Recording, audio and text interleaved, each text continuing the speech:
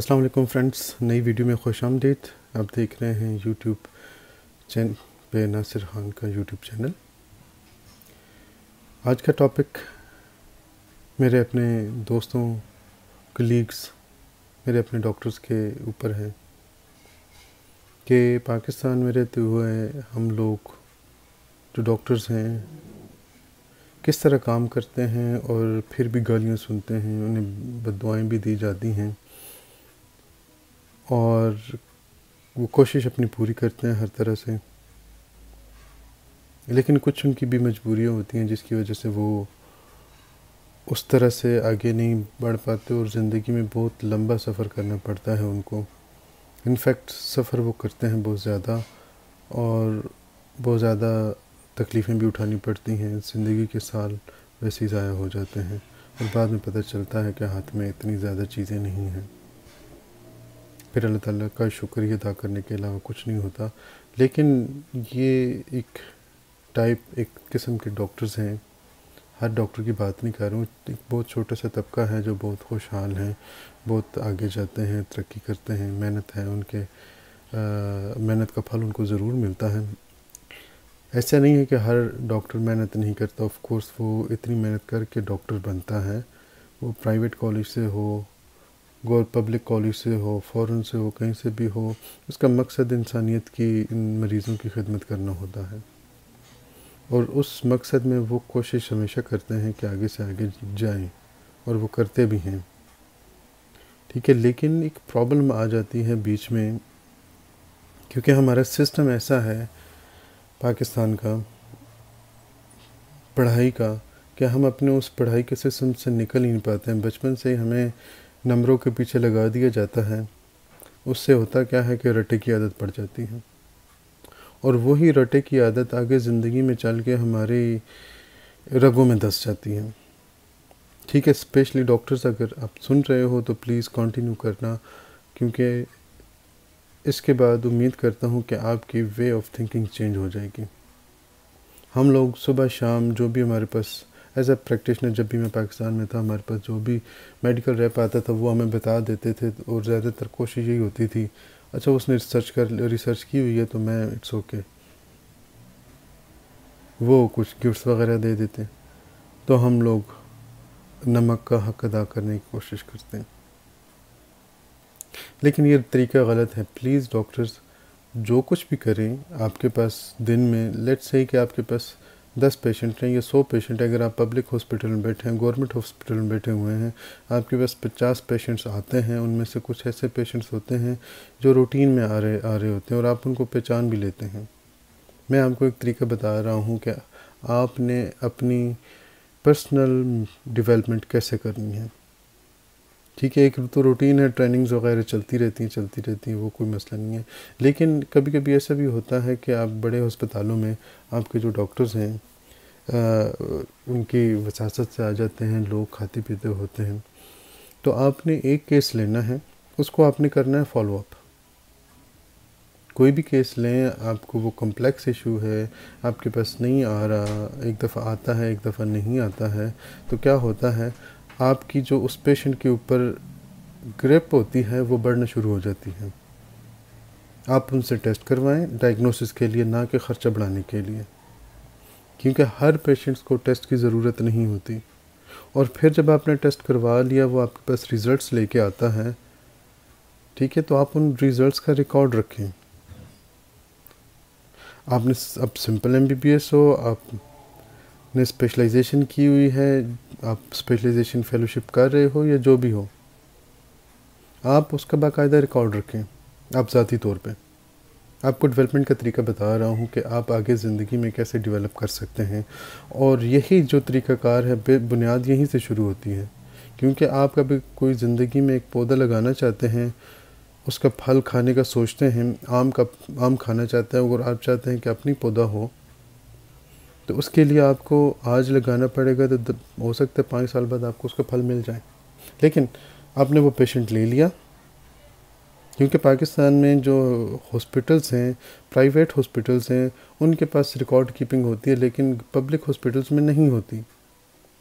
तो आप उसको पेशेंट्स को रखें, उसको अपॉइंटमेंट दें कि हाँ जी आप 3 महीने बाद इस दिन को प्लीज़ मेरे पास आएँ, इस दिन या इस दिन।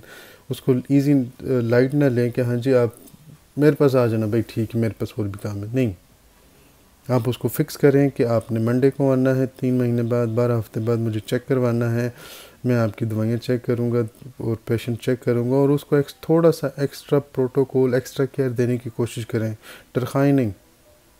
उससे क्या होगा कि पेशेंट को लगे कि डॉक्टर साहब या डॉक्टर साहिबा मेरा अच्छे तरीके से इलाज कर रहे हैं।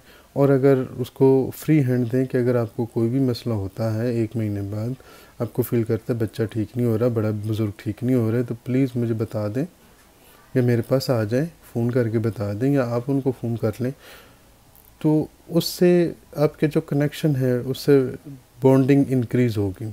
पैसों की बात नहीं कर रहा हूँ, आप प्राइवेट पेशेंट्स के साथ भी कर सकते हैं, लेकिन मेरा इस वक्त पैसे के ऊपर डिस्कस करने का कोई मतलब नहीं है, ना ही मकसद है। बता रहा हूँ कि आपने करना क्या है, पेशेंट के साथ बॉन्डिंग करनी है। आपके पास वो पेशेंट 3 महीने 6 महीने बाद बिल्कुल ट्रीटमेंट उसकी हो जाती है, रिकवर कर जाता है। सारी उसकी जो क्रोनिक डिज़ीज़ चल रही थी या एक्यूट डिज़ीज़ चल रही थी, तो अब आता है आपके पास टाइम। आपने रिकवर कर ली, सारी मेडिकेशन उसको दे दी, सारी दवाइयाँ दी, अलग अलग ट्राई की, फिर आपने टेस्ट करवाया, उसके बाद आपने दवाई चेंज करवाई, और उसके बाद पेशेंट ने वेट गेन करना शुरू कर दिया, उसकी फ़िज़िकल कंडीशन बेहतर हो गई।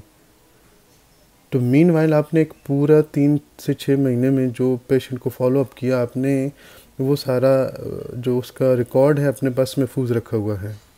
अब आपने क्या करना है, आपने करना ये है, उस रिकॉर्ड को आपने एक केस रिपोर्ट बनाना है, उसकी बैकग्राउंड लिखनी, जैसे आप थीसिस लिखते हैं उसी तरह से। जब थीसिस आप लिखेंगे 2 पेज का, 1 पेज की रिपोर्ट हो सकती है। आपने देखना है कि बैकग्राउंड क्या है, वो डिज़ीज़ आपने डायग्नोस की, वो बहुत रेयर डिज़ीज़ थी, उसको रेयर नहीं भी थी, नॉर्मल थी, और पेशेंट डिफ़िकल्ट था, ठीक है। तो आपने डिज़ीज़ का थोड़ा मेंशन करना है, फिर आपने केस रिपोर्ट उसको इस्टेब्लिश करनी है। उसने आपने बताना है उस 3 महीने पहले या फ़लाँ डेट को ये हुआ, मेरे पास मरीज़ आया, हमने ये उसको तरीक़ाकार बताया, उसके साथ ये किया, उसके साथ ये किया। फॉलो अप में 1 महीने बाद, 2 महीने बाद ये हुआ और पेशेंट रिकवर कर गया। इसमें मेडिसिन गलत भी इस्तेमाल की होगी आपने, लेकिन जब आप वो भेजेंगे किसी जर्नल में, किसी न्यूज़पेपर में, तो यहाँ से आपकी सक्सेस स्टोरी शुरू होती है। क्योंकि 6 महीने 1 साल आपने वर्कआउट किया हुआ था, पेशेंट के साथ किया हुआ था, उसका कंसेंट लेके आप वही केस रिपोर्ट आगे भेजते हैं किसी जर्नल में पब्लिकेशन के लिए, किसी न्यूज़पेपर में पब्लिकेशन के लिए। तो फिर वहाँ से आपके ETUs, ECTs, ETC या जो पॉइंट्स होते हैं, एजुकेशनल पॉइंट्स हैं, वो इंक्रीज़ करने शुरू कर जाते हैं, आपकी नंबर ऑफ़ पब्लिकेशन इंक्रीज़ होती हैं, ठीक है। तो इसी तरह आपका फिर ग्रेड ऊपर हो जाता है। आपको कोई प्रोफेसर नहीं बताने वाला है इतनी जल्दी, जो मैं आपको बता रहा हूँ, क्योंकि प्रोफेसर्स ने ज़िंदगियाँ गुजारी होती हैं इस चीज़ को करते करते, तो वो आपको क्यों आगे आने देंगे। आपने करनी है पब्लिकेशन किसी भी जर्नल में, वो फर्स्ट क्लास जर्नल हो, वो लैंसेट हो, वो इम्बेस का कोई जर्नल हो, वो मेडलाइन का कोई जर्नल हो, वो आपकी कंट्री का छोटा मोटा जर्नल हो, हु केयर्स, बेशक नया जर्नल हो, ईज़िली ले PMDC का जर्नल हो, अयूब मेडिकल कॉलेज का जर्नल हो, उसकी थोड़ी सी कभी कभी फ्री, ज़्यादातर फ्री होते हैं, कभी कभी थोड़ी बहुत फ़ीस होती है 2-3 हज़ार रुपये। आपने करनी है उसमें पब्लिकेशन, 1 पब्लिकेशन, 2 पब्लिकेशन, 3 पब्लिकेशन। यहाँ से आपकी जो हिस्ट्री ऑफ मेडिकल नॉलेज है वो इंक्रीज़ होती है। फिर उसके बाद अगर आप पाकिस्तान में काम करना चाहते हैं तो आप पाकिस्तान में भी अच्छी पोजीशंस पे काम कर सकते हैं, एकेडमिक पोजीशन पे पेशेंट के साथ ट्रीट करते करते, ठीक है। वीडियो का टाइम बहुत ज़्यादा हो रहा है, इसी टॉपिक को लेके इंशाल्लाह फिर अगली दफ़ा अनकरीब ही किसी वीडियो में आऊँगा। अगर अगली चाहिए आपको एपिसोड तो प्लीज़ मुझे सब कमेंट्स में मैसेज कर दें कि आगे क्या क्या हो सकता है। ये मैंने आपको बेसिक प्रोसीजर बताया है, आप आज से वर्कआउट कर सकते हैं, ठीक है।